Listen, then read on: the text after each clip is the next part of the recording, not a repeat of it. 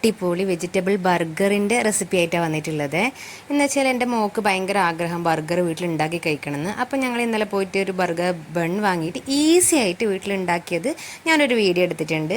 അപ്പോൾ അതിനായിട്ട് ഞാനിവിടെ 2 ഉരുളക്കിഴങ്ങ് എടുത്തിട്ടുണ്ട്. അപ്പോൾ അത് ഞാനൊന്ന് വെള്ളത്തിലിട്ടിട്ട് പുഴുങ്ങിയിട്ടുണ്ട് കുക്കറിലാണ്. അപ്പോൾ അത് തണിഞ്ഞതിന് ശേഷം ഞാനൊരു ഫോർക്ക് വെച്ചിട്ട് നന്നായിട്ട് ഇങ്ങനെ ഉടച്ചെടുത്തിട്ടുണ്ട്. ഇനി ഇതിലേക്ക് നമുക്ക് വേണ്ടത് വെച്ചാൽ ഒരു ഉള്ളി, ഒരു കുഞ്ഞുള്ളിയാണ്, പിന്നെ ഒരു കുഞ്ഞ് പച്ചമുളകും ഒരു കുഞ്ഞു കഷ്ണം ഇഞ്ചിയും കൂടിയിട്ട് കുഞ്ഞതായിട്ട് കൊത്തി എറിഞ്ഞിട്ട് ഇതിലേക്ക് ഇട്ട് കൊടുക്കുന്നുണ്ട്.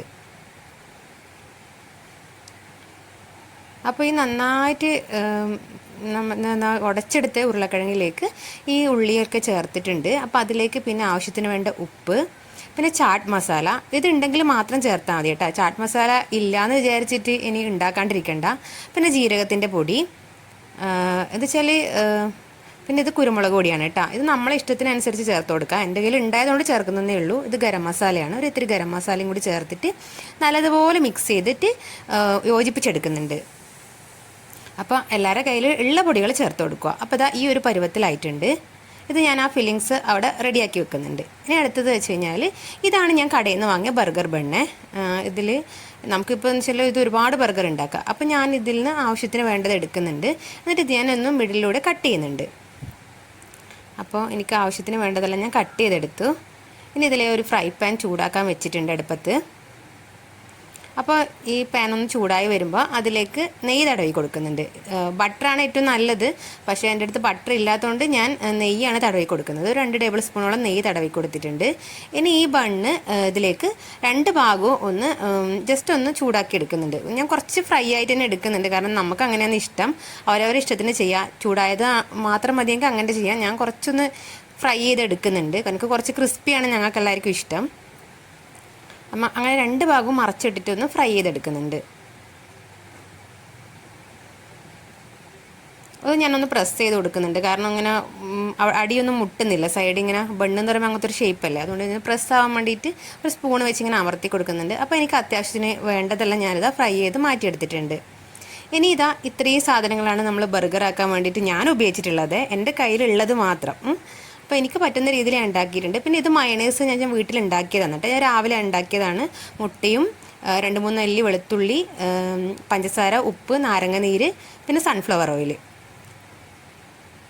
ഇത് നമ്മളിപ്പോൾ ആക്കിയ മിക്സ്. ഇത് ടൊമാറ്റോ സോസാണ്.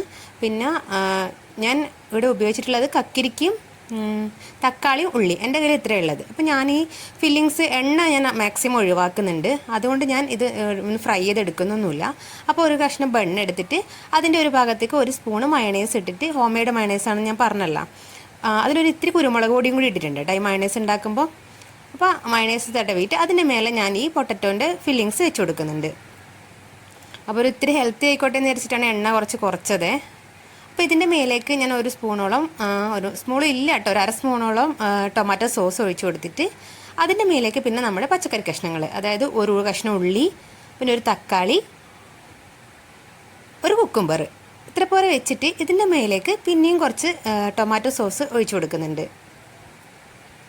അപ്പോൾ അതിന് മുന്നായിട്ട് അതിൻ്റെ അടച്ച് വെക്കാനുള്ള ബണ്ണില്ലേ, അതിലും കുറച്ച് മയണൈസ് തടവി വെക്കുന്നുണ്ട്. അപ്പോൾ അതിലും 1 സ്പൂണോളം മയണൈസ് തടവിയിട്ടുണ്ട്. അപ്പോൾ അതിന് ശേഷം ഞാൻ ഈ കുക്കുംബറിൻ്റെയും എല്ലാ ഇതിലേക്ക് ഒലിച്ചിറങ്ങാനും മാത്രമുള്ള സോസ് ഒഴിച്ചു കൊടുത്തിട്ട് ഈ ബണ്ണ് വെച്ചിട്ട് ഒന്ന് പ്രസ് ചെയ്യുന്നുണ്ട്. അപ്പോൾ നമ്മുടെ ബർഗർ ഇവിടെ റെഡി ആയിട്ടുണ്ട്. ഒരു എളുപ്പത്തിൽ ഉണ്ടാക്കാൻ പറ്റുന്ന ഒരു ബർഗറാണ് കേട്ടോ. ഞാനിത് ഒരു 3-4 ബർഗർ ഇവിടെ ഉണ്ടാക്കിയിട്ടുണ്ട്. അപ്പോൾ ഇതാ എല്ലാം ഇങ്ങനെ അടച്ചടച്ച് വെച്ച് ഇതാ നല്ലൊരു ക്രിസ്പി, എന്താ പറയുക, കുറച്ചൊക്കെ ഹെൽത്തി ആയിട്ടുള്ള എണ്ണ കുറഞ്ഞിട്ടുള്ള ഒരു ബർഗർ ഇവിടെ റെഡി ആയിട്ടുണ്ട്. അപ്പോൾ എളുപ്പത്തിൽ നമുക്ക് കുട്ടികൾക്കൊക്കെ ഉണ്ടാക്കി കൊടുക്കാൻ വേണ്ടി പറ്റും. സ്റ്റിക്കൊക്കെ ഉണ്ടെങ്കിൽ ഒന്ന് കുത്തി കൊടുക്കുക. ക്യാബേജൊന്നും എൻ്റെ കയ്യിൽ ഉണ്ടായിരുന്നില്ല. അപ്പോൾ എന്താ ഇങ്ങനെയുണ്ട് നമ്മൾ ബർഗർ. നിങ്ങൾക്ക് ഇഷ്ടപ്പെട്ടാ?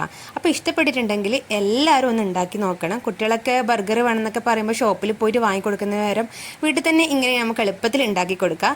അപ്പോൾ വീഡിയോ ഇഷ്ടപ്പെട്ടിട്ടുണ്ടെങ്കിൽ ഞാൻ ഇനിയും കൂടുതൽ വീഡിയോകളായിട്ട് വരുന്നതായിരിക്കും. അപ്പോൾ അത് കാണാൻ വേണ്ടിയിട്ട് നിങ്ങൾ എൻ്റെ ചാനൽ സബ്സ്ക്രൈബ് ചെയ്യാൻ മറക്കാൻ പാടില്ല. അപ്പോൾ താങ്ക് യു ഫോർ വാച്ചിങ്.